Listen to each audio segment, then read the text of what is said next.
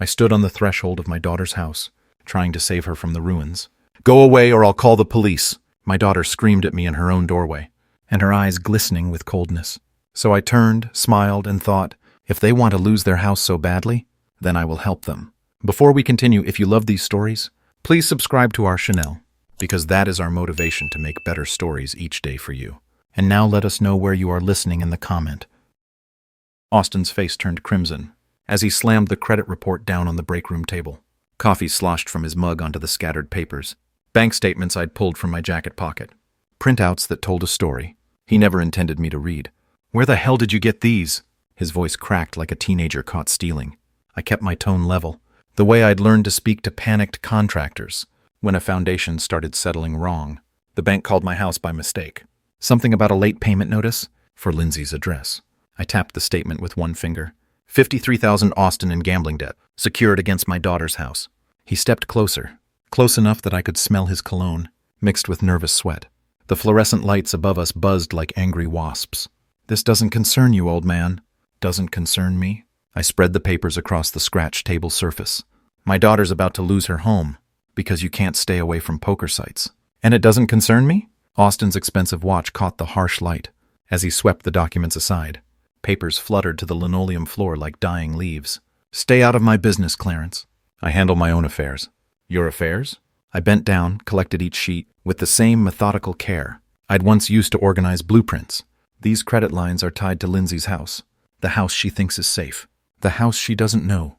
You've been using as collateral." "She knows." But his voice wavered. "Does she?" I straightened up, holding his gaze. "Does she know about the second mortgage? The home equity line, the loan against her 401k? Austin turned away, staring at the vending machine humming in the corner, his shoulders tensed under his pressed shirt. "I'm handling it by borrowing more." I pulled out my phone, showed him the screenshot I'd taken of his latest credit application. "This one's for 30,000 against the same house." He spun around, snatched at my phone. I pulled it back, but not before. I saw something flash across his face. Not just anger, but fear. Real fear.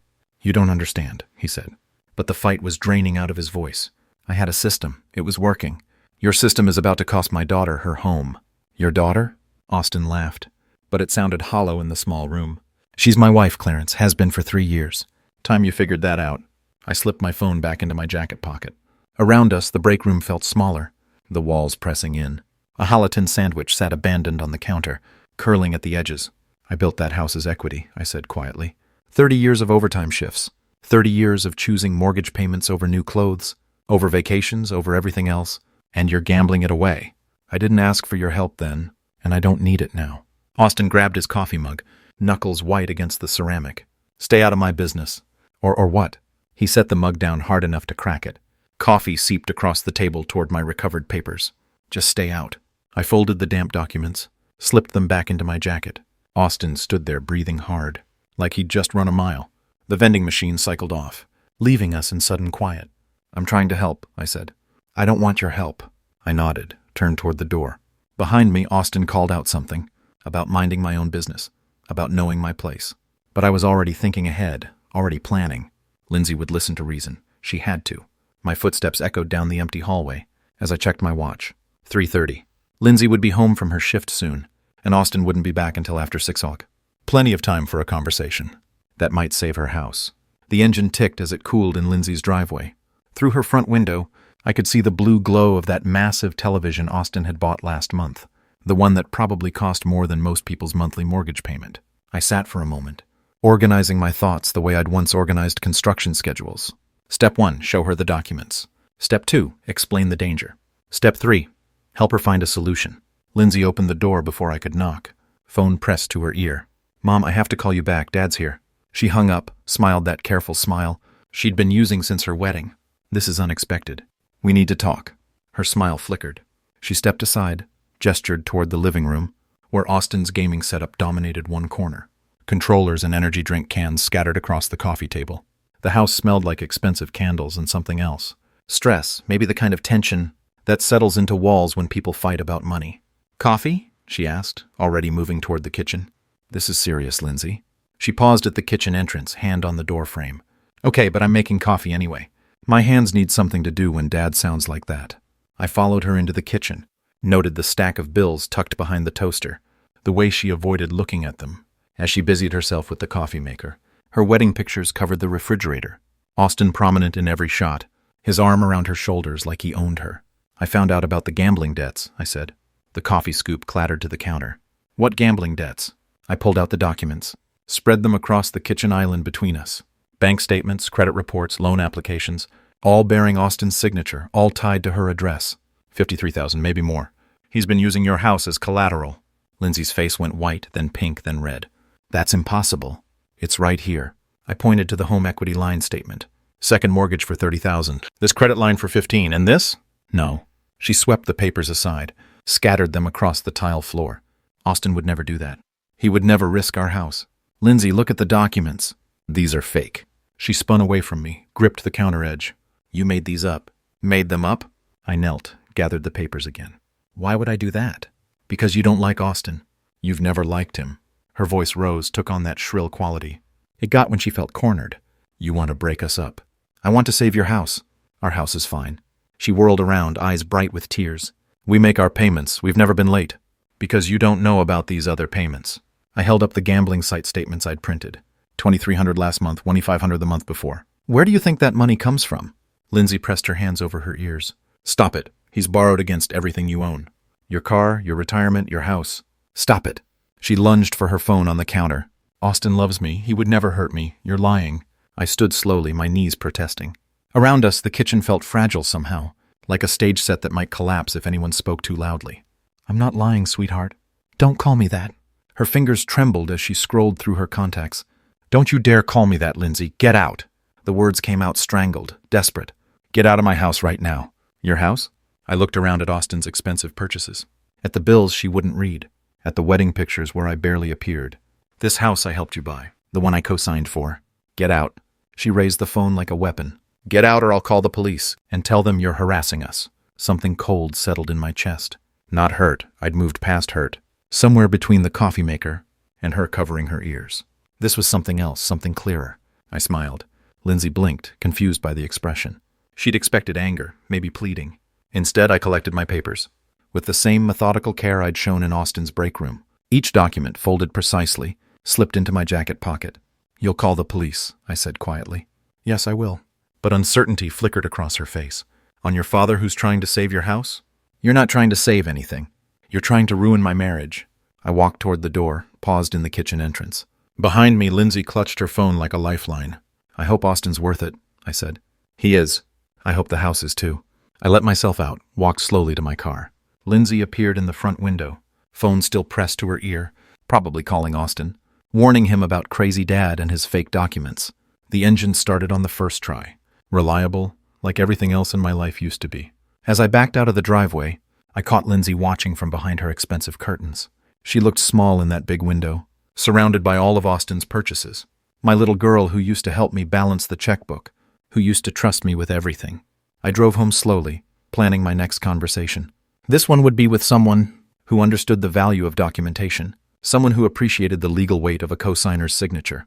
My house felt unnaturally quiet after Lindsay's kitchen drama. I set my keys in the small wooden bowl by the door, the one Lindsay had made in 7th grade woodshop, and moved through rooms that suddenly seemed too large for one person. The coffee maker gurgled to life, with the kind of reliable precision that used to define my whole world. While it brewed, I stood at the kitchen sink, staring out at my small garden. February in Florida meant the citrus trees were heavy with fruit I'd probably eat alone. Everything I'd built here, everything I'd maintained, felt hollow now, like constructing a building, only to discover the tenants had moved out without notice. The coffee was strong and black, the way I'd learned to drink it. During those early mortgage years, when cream was a luxury we couldn't afford, I carried the mug to my living room, settled into the recliner that had been my father's, and let the memories surface. Lindsay was 7, all gap-toothed smiles and endless questions about why Daddy had to work so many nights. I'd taken a second job at the concrete plant, mixing foundations until my back screamed, and my hands cracked from the lime. 12-hour shifts at the engineering firm, then 6 more hours pouring concrete. 18 hours a day so we could make that mortgage payment. 3 days early every month. Why do you pay extra, Daddy? Lindsay had asked once, sitting on my lap while I filled out the payment stub by hand. Her small finger traced the numbers I'd written. Always $50 more than required. Because the bank charges interest every month, I'd explained. If we pay extra toward the principal, we save money later. She nodded solemnly, like she understood compound interest at age 7. So we'll own the house faster. That's right, sweetheart. So it'll really be ours. The memory tasted bitter now, mixed with coffee and 30 years of irony. I'd scrimped and saved and calculated every extra payment, thinking I was securing her future, teaching her the value of ownership, of building equity, instead of throwing money away on rent. I remembered the year we couldn't afford a vacation because the water heater died. Lindsay had cried about missing the class trip to Disney World, while I spent our vacation fund on plumbing repairs. It's our house, I told her. When you own something, you take care of it. But she'd forgotten that lesson somewhere between her wedding dress fittings and Austin's promises. Forgotten the nights I'd eaten peanut butter sandwiches for dinner, so she could have fresh fruit in her lunchbox. Forgotten the overtime hours that paid for her college, her car, her wedding. Austin had never worked overtime in his life. Never calculated mortgage payments or balanced a checkbook, or chosen between groceries and gasoline. Austin lived in a world where money appeared when needed, where consequences were abstract concepts that happened to other people, and Lindsay had chosen that world over mine. My coffee had grown cold while I'd been remembering. I set the mug on the side table next to the photo of Lindsay at her high school graduation. She'd been so proud that day, so excited about starting college debt-free, because her careful father had been planning and saving since she was 7 years old. I did it all for her, I said aloud, my voice strange in the quiet house. But that wasn't entirely true anymore, was it? She'd made her choice when she told me to leave. When she chose Austin's lies over my documentation. When she threatened to call the police on her own father. Now I had a different choice to make. I could walk away. Let Austin's gambling addiction destroy everything I'd built. Let them lose the house I'd worked 18-hour days to secure. Let 30 years of sacrifice evaporate. Because my daughter preferred comfortable lies to uncomfortable truths. Or I could fight back. Not as a father trying to save his ungrateful child. Not as a grandfather worried about future grandchildren having a stable home. Those motivations had died in Lindsay's kitchen, when she covered her ears and called me a liar.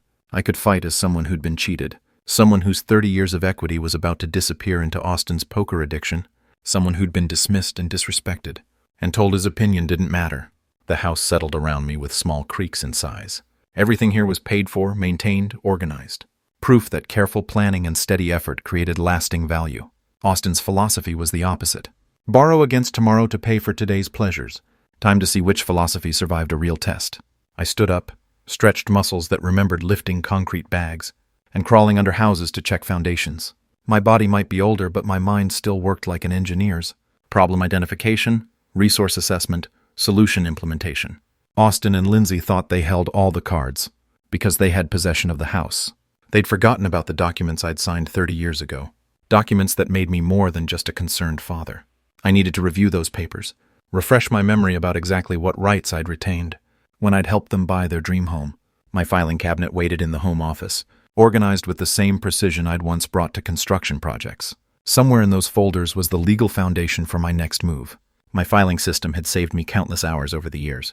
Everything alphabetized, dated, cross-referenced. House Lindsay occupied an entire hanging folder in the second drawer, thick with documents spanning from her original mortgage application to last month's property tax assessment.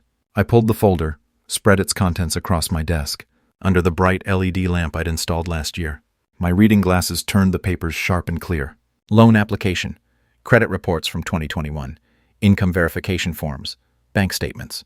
And there, buried beneath Lindsay's employment history, the document I'd been looking for, the original mortgage application. Both our signatures at the bottom. Lindsay's careful script next to my engineer's precision printing.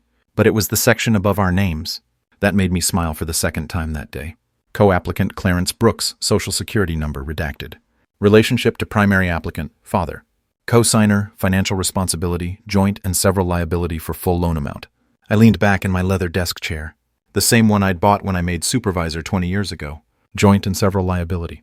The phrase carried legal weight that Austin, in all his financial cleverness, had apparently forgotten. The memory came flooding back with perfect clarity. March 2021. Lindsay and Austin sitting across from loan officer Margaret Chen at First National Bank. Austin's employment history was spotty. 2 job changes in 3 years. Credit score hovering around 620. Lindsay's salary as a dental hygienist was steady but modest. Together they qualified for maybe $200,000 in financing, but the house Lindsay wanted cost $340,000. We'll need a co-signer, Margaret had explained, her fingers dancing across her calculator. Someone with excellent credit and verifiable income to guarantee the full loan amount. Austin had shifted uncomfortably in his chair. What does that mean exactly? It means the co-signer becomes legally responsible for the debt if you default. They have the same rights and responsibilities as the primary borrowers. I'd hesitated then, my engineer's instinct for risk assessment kicking in. 40 years of steady employment, credit score over 800, substantial savings. Was I really prepared to put all of that at risk for Austin's financial stability? But Lindsay had looked at me with those eyes that had melted my resolve since she was 7 years old. Please, Dad, we'll never miss a payment, I promise. You understand? Margaret had continued. That as co-applicant, Mr. Brooks, you'll have legal standing regarding any major decisions about the property. Refinancing, home equity loans, even sale of the home would require your consent or participation. Austin had nodded quickly, eager to move past the legal technicalities to the fun part of house shopping. Lindsay had squeezed my hand, and I'd signed my name, thinking I was helping my daughter achieve the American dream. Now, 4 years later, with Austin's gambling debts secured against my co-signed property, those legal technicalities were looking remarkably useful. I pulled out a magnifying glass, read the fine print. I'd skimmed past in 2021. The language was dense, loaded with legal terminology. That would have made my head spin if I hadn't spent 40 years reading construction contracts. But one section stood out like a beacon. In the event of financial distress, default, or dispute, regarding property use or disposal, all co-litigants retain equal legal standing to initiate protective measures, including but not limited to foreclosure proceedings, forced sale or transfer of title. Forced sale. I set the document down, stared at my reflection in the dark window. Austin and Lindsay could threaten to call the police on a concerned father, but they couldn't dismiss a legal co-owner who'd discovered his investment was being gambled away without his consent. I pulled out my phone, scrolled to my contacts, found the number I'd saved 3 years ago, when I'd helped Lindsay understand property taxes. Richard Chen, Margaret's brother, a real estate attorney, who specialized in family property disputes. Tomorrow I'd make some calls. Not as a father trying to save his ungrateful daughter from her gambling husband. Not as a grandfather worried about future family stability. As a co-owner protecting his investment. Austin thought he was clever, borrowing against property he didn't fully understand. Lindsay thought she could dismiss me because I was just Dad, easily ignored when his opinions became inconvenient. They'd both forgotten the most important rule I'd learned in construction. Always check the foundation before you start building. And in this case, their foundation had my name all over it. I carefully returned each document to its proper place in the folder, slipped the folder back into its alphabetized position. Everything organized, everything documented, everything ready for the next phase. Phase 1 had been discovery and confrontation. Phase 2 had been attempting reconciliation. Both had failed because Austin and Lindsay were operating from emotion and denial rather than facts and legal reality. Phase 3 would be different. Phase 3 would involve people who understood the language of contracts and property law, people who wouldn't cover their ears when presented with inconvenient truth. I turned off the desk lamp, left my office in perfect order. Tomorrow would bring new conversations with new players. Tonight, for the first time since I discovered Austin's gambling debts, I felt like I might actually win this fight. After all, I'd been building foundations my whole life. I knew how to make things crumble. When the support structure was compromised, and Austin's house of cards was about to discover just how solid my foundation really was, I'd barely settled into my evening routine when aggressive pounding rattled my front door. 3 sharp bursts, a pause, then 3 more. Through the peephole, Austin's face looked flushed and distorted. His expensive shirt wrinkled like he'd been pulling at it. I opened the door slowly, keeping the chain latch engaged. "Evening, Austin. Open this door." His voice carried that edge I'd heard in the break room, but sharper now, desperate. "It's open enough for conversation." He pressed his palm against the doorframe, leaning close to the gap. "Lindsay told me about your little visit. Your fake documents and conspiracy theories. Did she mention the $53,000 in gambling debts?" Austin's face went scarlet. "Those aren't gambling debts, they're business investments. Cryptocurrency, NFTs, real estate ventures. Online poker sites don't typically deal in cryptocurrency ventures." He stepped back, then forward again, like a caged animal testing the bars. "You don't know what you're talking about, old man." I reached into my jacket pocket, pulled out my phone. Austin's eyes tracked the movement. "Should I call Lindsay? Ask her to come over and hear your explanation about business investments." "Don't you dare." He pointed a trembling finger at me through the gap. "You've done enough damage to my marriage." "I haven't done anything to your marriage. Your gambling addiction is doing plenty on its own." Austin slammed his palm against the door. "It's not an addiction, I have a system. I was making money until—" He caught himself, clamped his mouth shut. "Until what?" I kept my voice level, curious. "Until nothing. Look, you need to stay out of our business. Completely out.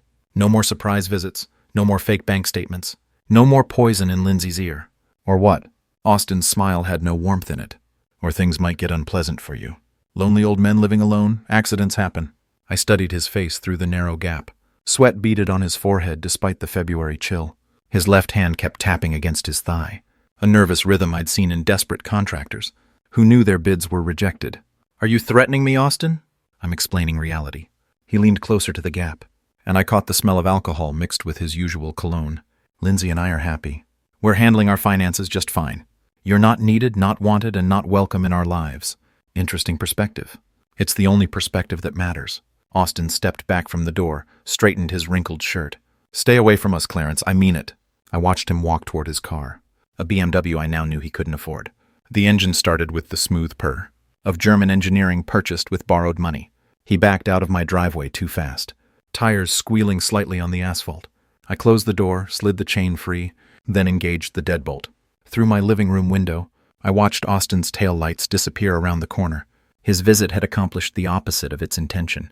Instead of intimidating me, it had confirmed that legal action was my only remaining option. Austin was spiraling. The gambling addiction he wouldn't admit to was consuming not just his money, but his judgment, threatening a man in his own home, making vague references to accidents. These weren't the actions of someone in control of his situation. I picked up my phone, scrolled through my contacts, until I found the number I'd saved earlier. Richard Chen, Realtor. Tomorrow morning, I'd begin transforming my legal discovery into concrete action. Austin thought he could intimidate me into silence. He'd forgotten that I'd spent 40 years dealing with contractors, who promised the impossible, then threatened lawsuits when reality intervened. The difference was this time I held the legal cards, and unlike Austin, I knew exactly how to play them. Richard Chen's office occupied a corner suite in a glass building downtown, with market charts covering one wall and a view of the city's expanding skyline through floor-to-ceiling windows. He stood when I entered, extending a firm handshake. That reminded me why I'd trusted him. To help Lindsay understand property taxes 3 years ago. "Clarence, good to see you again. Though I suspect this isn't a social call. I need a current market analysis." I settled into the leather chair across from his desk, pulled out the folder containing Lindsay's property information. "This address, full comparative market analysis, current conditions." Richard opened his laptop, began typing. "This is your daughter's place, isn't it? The one we worked on tax assessments for." "It is." His fingers paused over the keyboard. "Everything okay with the family? Let's focus on the numbers first." Richard nodded, returned to his screen. I watched him work, the same methodical approach that had impressed me during our previous dealings. Charts appeared, neighborhood comparisons, recent sales data. After 20 minutes, he leaned back. "In this market, you're looking at $460,000, maybe $470 with the right buyer. The neighborhood's appreciated significantly since 2021. I made notes in my pocket notebook. Original purchase price was $340. Nice equity buildup. Current mortgage balance would be what? Around $280. $293 plus the additional $53,000 Austin's borrowed against it." Richard's professional expression didn't change, but something shifted behind his eyes. "Additional borrowing, home equity line. Multiple credit lines, all secured by the property. I see." Richard closed his laptop, leaned forward slightly. "Clarence, are we talking about a forced sales situation?" "We're talking about a legal partition action. I'm a co-signer on the original mortgage." Understanding dawned across Richard's face. "Co-applicant rights, that changes everything." He reopened his laptop, pulled up different screens. "Partition suits typically result in court-ordered sales. Timeline varies, but buyers know it's a motivated seller situation, meaning you're looking at quick sale pricing. 420, 430 range. Still substantial equity, but not maximum value." I calculated quickly. 420 minus 293 in original mortgage, minus 53 in Austin's debts, minus legal fees and real estate commissions. Roughly 70,000 net proceeds split between the parties, according to their ownership percentage. Which brings us to my next appointment. Richard handed me his business card, wrote a phone number on the back. "That's my direct line. When you're ready to move forward, call me first. Partition sales require special handling." I shook his hand again, left his office with clarity about the financial landscape. Now I needed legal clarity about the procedural landscape. Donald Kessler's law office felt different. Darker wood, heavier furniture, walls lined with legal volumes that looked actually used rather than decorative. Donald himself was younger than I'd expected, maybe 45, with the careful precision of movement that came from courtroom experience. "Partition actions aren't common in family situations," he said after reviewing my documents. "Usually we see them in business disputes or inherited property conflicts." "What's the difference?" "Emotional complexity. Business partners might hate each other, but they understand spreadsheets. Family members, well, they take everything personally." Donald spread my mortgage papers across his conference table. "As co-applicant, you have more rights than you might think. You're not just a co-signer who guaranteed the debt. You're a legal co-owner of the property, meaning Austin and Lindsay can't make unilateral decisions about refinancing, additional borrowing, or sale without your consent. They've already violated that with these gambling debts. Donald pointed to specific clauses in the loan documents. Florida law provides remedies for co-owners who can't agree on property use. Partition by sale is the nuclear option. Forces a sale through court order, divides proceeds according to ownership percentages. Timeline 30 to 90 days depending on court schedule and whether they contest. Filing the petition starts a clock. They can't stop. I made more notes, asked about costs, procedures, potential complications. Donald answered each question with the thoroughness I appreciated in competent professionals. One warning, he said as we concluded. Once you file, there's no going back. This will permanently damage your relationship with your daughter. I thought about Lindsay's threat to call police, about Austin's visit to my home, about 30 years of mortgage payments being gambled away. I think that relationship is already damaged beyond repair. Donald nodded, began preparing paperwork. We'll file first thing Monday morning. I drove home through afternoon traffic, my mind organizing the next phase like a construction project. Foundation complete, legal research finished, materials ordered, professionals engaged, permits pulled, court filing scheduled. Now came the hard part, construction phase, where careful planning met unpredictable reality. But unlike construction projects, this one had a guaranteed outcome. Austin and Lindsay would learn that legal documents weren't suggestions, and co-signers weren't just financial ornaments. They'd learn that some foundations couldn't be shaken, even when everything built on top of them was crumbling. Monday morning arrived gray and cold, the kind of February day that made Florida feel almost like winter. I dressed carefully, my good suit, the navy one I'd worn to Lindsay's wedding, along with the tie she'd given me last Father's Day. If we were going to court, I'd dress for court. Donald met me in the courthouse parking lot, carrying a leather briefcase that looked like it had seen plenty of legal battles. Ready for this? I've been ready since Friday. The courthouse steps were imposing, white limestone with columns that suggested permanence, justice, consequences that couldn't be argued away. Inside, metal detectors and security guards processed a steady stream of people, handling legal business. Divorces, custody disputes, civil matters, criminal arraignments, all the ways life ended up requiring official intervention. We took an elevator to the third floor, walked down a corridor lined with courtroom doors. The clerk of court's office buzzed with quiet efficiency, computers humming, printers working, people filing documents that would change lives. Final review, Donald said, spreading our petition across a small table in the waiting area. Petition for partition by sale, listing you as co-owner, Austin and Lindsay as co-defendants, property address, legal description, current liens and encumbrances. I read through each page carefully. My name appeared throughout the document, not as father or co-signer, but as plaintiff and co-owner. Legal language that transformed family relationships into property rights. The filing fee is $450, Donald said, plus service of process costs for both defendants. I wrote the check without hesitation. 40 years of steady employment had taught me that some problems required financial solutions. This was cheaper than watching Austin gamble away my 30 years of equity payments. At the clerk's window, a tired-looking woman with kind eyes processed our paperwork with professional efficiency. Case number CV 2025-187, she said, stamping each document with an official seal. Initial hearing scheduled for March 15th, 9 o'clock a.m., Courtroom C. The sound of the stamp was final, decisive. No more family discussions or emotional appeals. No more Austin's threats or Lindsay's denial. Just legal process moving forward according to rules that couldn't be manipulated or ignored. Service of process will be completed within 5 business days. The clerk continued. Defendants have 30 days from service to file a response. Donald collected our certified copies, receipts, official notifications. That's it. The machinery is in motion. We walked back through the courthouse corridors, past other people beginning or ending their legal battles. In the elevator, Donald reviewed the next steps. They'll be served by Friday. Then we wait for their response. Or more likely, their panic. What if they try to refinance, transfer the property? They can't. The list pendens we filed prevents any transfers, or major financial changes until the case is resolved. I felt something settle in my chest. Not satisfaction exactly, but the relief that comes from proper preparation. Like finishing a foundation pour and knowing it would cure correctly, support whatever was built on top. In the parking lot, Donald and I shook hands. I'll call you after they're served. Should be interesting. I drove home slowly, taking surface streets instead of the highway. My car radio played soft jazz while I processed what we'd accomplished. For the first time in weeks, Austin and Lindsay's choices couldn't affect me.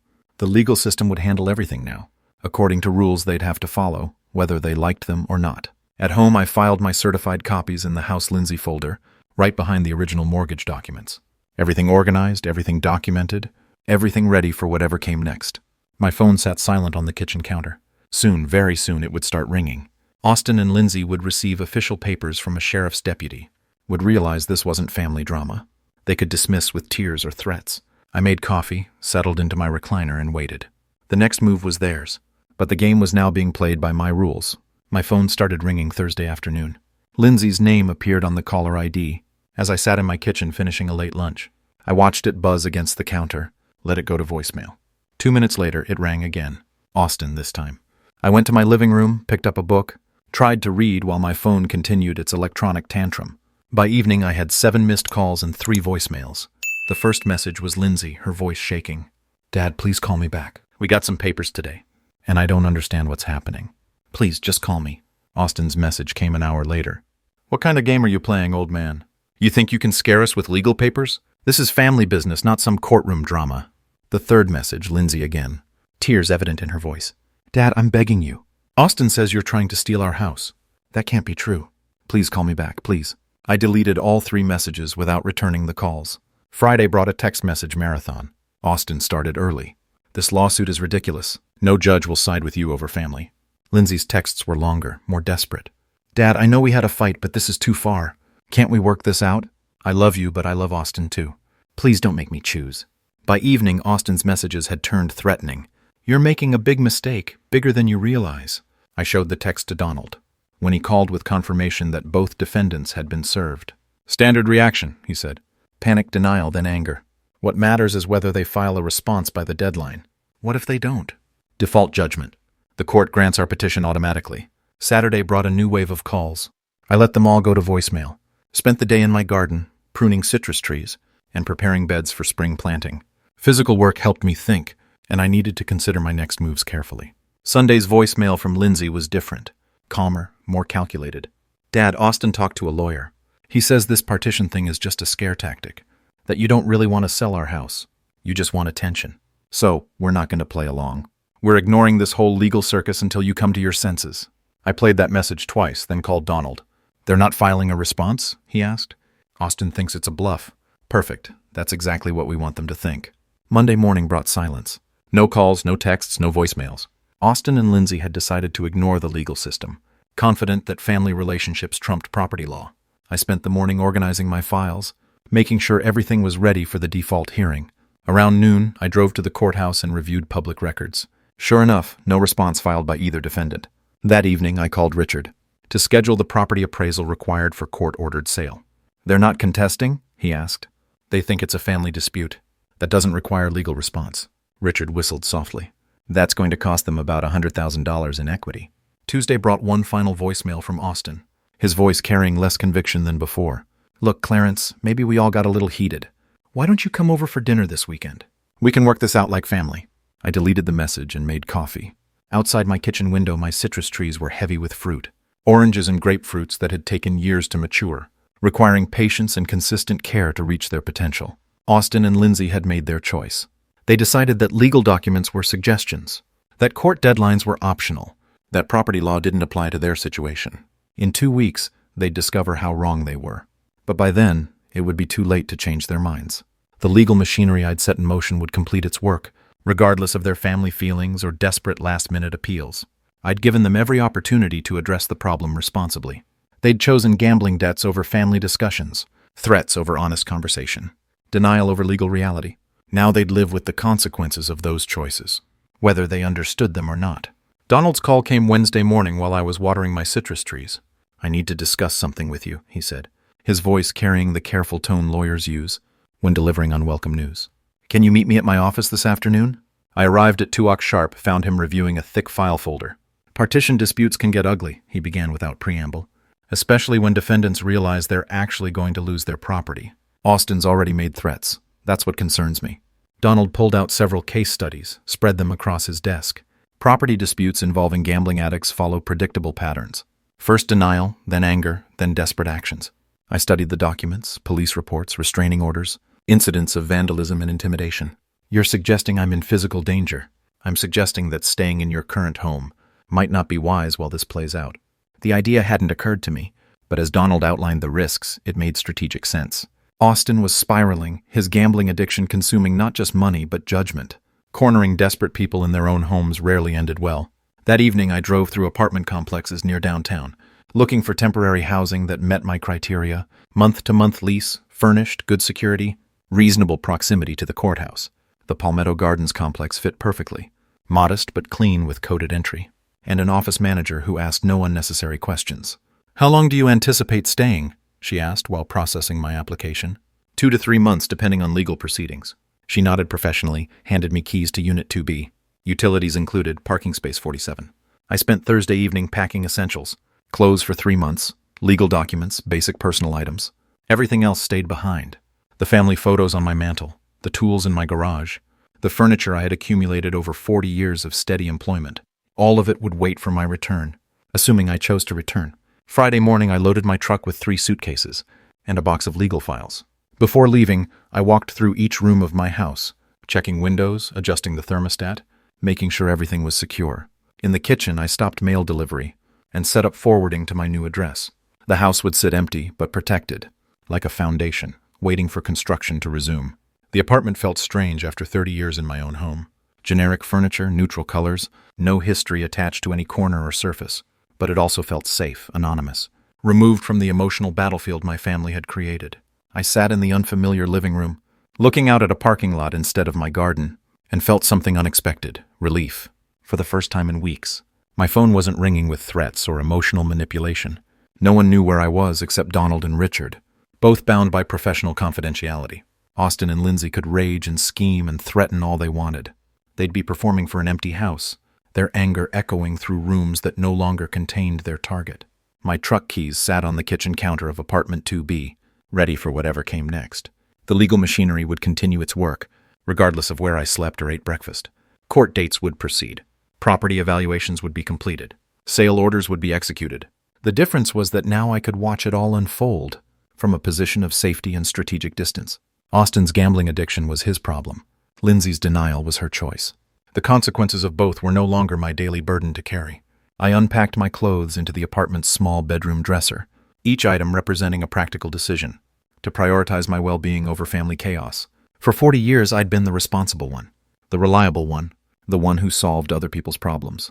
Now I was solving my own problem, and the solution felt surprisingly liberating. From my apartment window, I could see the courthouse's clock tower 6 blocks away. Thursday afternoon, exactly 1 week after my relocation, my phone buzzed with a text from Richard. "Appraiser completed evaluation. Report filed with court. Market analysis confirms our projections." 20 minutes later, my phone started ringing. Lindsay's number appeared on the screen, followed immediately by Austin's. I let both calls go to voicemail, made coffee, and waited. The voicemails revealed everything I needed to know. Lindsay, her voice shaking. "Dad, someone came to our house today. A man with a clipboard and camera measuring everything, taking pictures. He said it was court-ordered for something called partition sale. Dad, please call me, I'm scared." Austin barely controlled fury. "What kind of sick game is this, Clarence? You sent some appraiser to our house. Our neighbors saw him, asked questions. You're embarrassing us. Call me back now." I deleted both messages, opened my laptop, checked the court's electronic filing system. The appraiser's report was already uploaded. For a $37,000 valuation with detailed photographs and condition assessments. Professional, thorough, devastating. My phone buzzed again, text from Lindsay. "Dad, please just talk to us. We can work this out." Then Austin. "This has gone far enough. Call me or I'm coming to your house." I smiled, knowing he'd find my house empty. My mailbox filling with forwarded correspondence he couldn't intercept. More calls throughout the evening. 7 from Lindsay, 4 from Austin. Each voicemail more desperate than the last. Lindsay. "Dad, I drove by your house. Your truck isn't there. Where are you? Why won't you talk to me? I know you're angry, but this is too much." Austin. "You can't hide forever, old man. I found out appraiser was hired by some law firm. This isn't over." By Friday morning, they discovered the legal filing. Austin's voicemail was different, smaller, frightened. "I talked to a lawyer," he says. "He says you can actually force us to sell our house. That we should have responded to the court papers." "Clarence, please, can we meet somewhere? Can we figure this out?" I spent Friday afternoon in the courthouse law library, researching similar cases, finding comfort in the systematic way. Legal precedent created predictable outcomes. Property law didn't care about hurt feelings or family dynamics. It cared about documents, signatures, ownership percentages, established procedures. Saturday brought a new wave of communication. Emails this time since I'd stopped answering calls. From Lindsay's email account. Dad, I understand you're angry. Maybe I was wrong to threaten to call police. Maybe Austin has been borrowing too much money, but forcing us to sell our home. This will destroy our credit, our marriage, our future. Please don't do this. From Austin. Look, I admit I have a gambling problem. I'll get help. Gamblers Anonymous, counseling, whatever you want. Just stop this lawsuit. We can pay you back over time. I forwarded both emails to Donald with a brief note for the file. Sunday evening, my phone rang 15 times.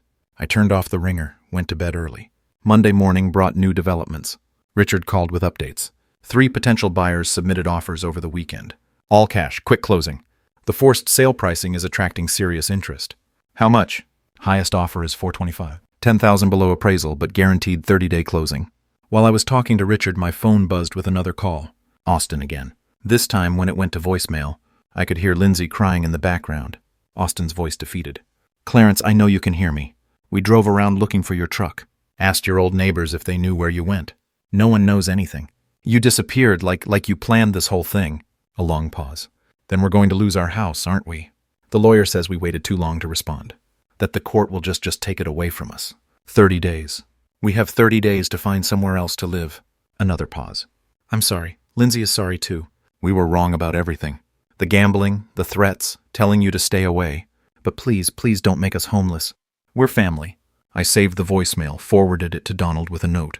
Evidence of acknowledgement. Family? They'd discovered that word again. Now that legal consequences were bearing down on them. Family hadn't mattered when they'd covered their ears and called me a liar. Family hadn't mattered when Austin threatened me in my own home. Family hadn't mattered when Lindsay chose his gambling addiction. Over my 30 years of sacrifice. But now, facing the loss of their home, suddenly we were family again. The irony was perfect and perfectly meaningless. Legal proceedings would continue regardless of their newfound appreciation. The house would be sold, the proceeds divided, and justice would be served through proper channels. I made dinner in my temporary kitchen, watched the courthouse clock tower through my window, and felt the satisfaction that comes from seeing carefully planned strategies produce their intended results. The for sale sign appeared on Tuesday morning. I didn't see it installed. That happened while I was at the bank, depositing a small consulting check from my former employer. But Richard called with photo confirmation. Professional yard sign, multiple listing service number, motivated seller, rider attached below. We already have showing appointments scheduled for this afternoon, Richard said. 2 cash buyers, 1 investment group. The below-market pricing is generating serious interest. I asked him to email me the listing photos. My laptop screen filled with images of Lindsay's house. Their house, technically, though legal ownership was more complicated than they'd ever understood. Professional photography made every room look spacious and bright. Austin's expensive gaming setup had been pushed into corners. Lindsay's decorative touches minimized to appeal to potential buyers. Their home had become a commodity, which was exactly what it had always been. From the legal system's perspective, Wednesday brought the official documentation. Certified mail to my apartment, notice of partition sale, with specific timelines, buyer qualification requirements, and closing procedures. 30 days for current occupants to vacate voluntarily, followed by sheriff's assistance if necessary. I forwarded the documents to Donald, called to confirm next steps. Everything's proceeding normally, he said. They haven't filed any motions to delay or contest, which suggests they've finally accepted reality. Or they're planning something desperate. Possibly, but legally there's nothing they can do at this point. The sale will complete regardless of their cooperation. Thursday afternoon, Richard called with updates. We accepted the offer from the cash buyer. $425,000, 15-day closing, no contingencies. Your net proceeds will be approximately $78,000. After legal fees, real estate commissions, and outstanding mortgage balance, $78,000. Not a fortune, but substantial compensation. For 30 years of mortgage payments on a house I'd never lived in. Money that represented justice served through proper legal channels, rather than family emotional manipulation. When do they need to be out? Closing is scheduled for March 28th. They need to vacate by March 25th to allow final walkthrough and key transfer. I marked the dates on my calendar, felt something settle in my chest. Not satisfaction exactly, but the calm that comes from seeing complex projects reach completion on schedule. Friday brought a surprise. Lindsay appeared at my old house, saw my truck wasn't there, sat on my front porch for an hour waiting. My neighbor, Mrs. Patterson, called to tell me. She looked terrible, Mrs. Patterson said. Crying, checking your phone constantly. Finally left a note under your door and drove away. I drove over that evening, retrieved the note. Lindsay's handwriting, usually neat, looked shaky. Dad, I know you're avoiding us, but we're running out of time. We found an apartment but need first month last month. Security deposit, moving costs. Austin's trying to get a loan, but his credit is destroyed from the gambling. Could you please just talk to us? We're going to be homeless in 3 weeks. Your granddaughter, Lindsay. She'd signed it, your granddaughter, Lindsay, as if reminding me of our relationship. Would change my legal strategy, as if family sentiment could override property law and court orders. I filed the note with my other legal documents and drove back to my apartment. The weekend passed quietly. My phone didn't ring. Austin and Lindsay had apparently exhausted their communication attempts. Sunday evening, Richard called with final details. Closing scheduled for Thursday, March 28th, 10 o'clock a.m. Bank attorney, buyer's attorney, and myself. You don't need to attend unless you want to. I'll be there. Excellent. Bring photo ID and social security card. We'll handle everything else. March 25th arrived gray and windy. From my apartment, I could see moving trucks on several streets. Late winter was popular for relocations.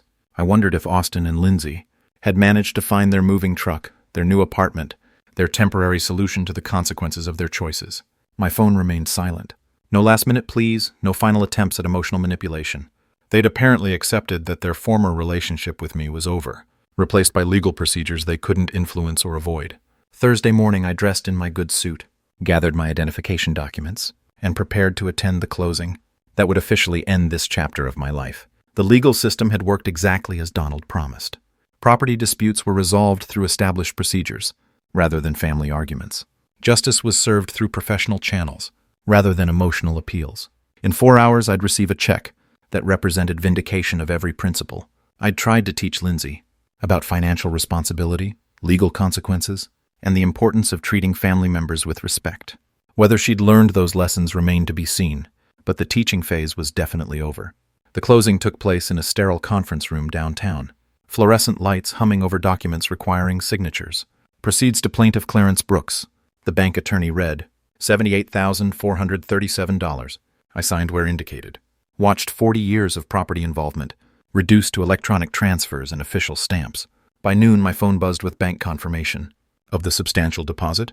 More money than I'd seen at once since retirement. Richard shook my hand in the parking lot. Pleasure working with you, Clarence. Donald was more direct. Justice served. Back at my apartment, I found a voicemail from Lindsay. Dad, we moved out yesterday. Austin found a job in Jacksonville, so we're starting over there. I wanted to say I understand now about the money, about Austin's gambling, about why you did what you did.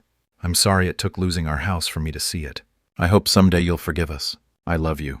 I played the message twice, then deleted it. Understanding consequences was different from earning reconciliation.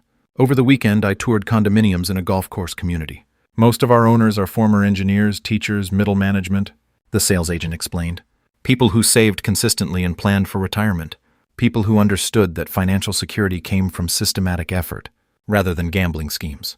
People who treated legal documents as binding rather than suggestions. I made an offer on a corner unit with a garden view. Austin and Lindsay were starting over in Jacksonville, with damaged credit and expensive lessons about disrespecting family and legal obligations. They'd chosen threats and denial over responsibility, assuming family relationships exempted them from consequences. Thursday afternoon, I walked through my new condo, sunlight streaming through windows overlooking the golf course. I'd join the retirees there soon, not as someone fleeing family obligations, but as someone who'd successfully defended his legal rights against people who'd mistaken kindness for weakness. Justice had been served, lessons had been learned, and I had a new life to build, funded by principles systematically executed through proper legal channels. The foundation was solid. Construction could begin whenever I was ready. Before saying goodbye, if this story touched your heart, please give it a like and share it with someone who needs to hear this today. Don't forget to subscribe for more true family betrayal stories. That reminds us we are stronger than we think.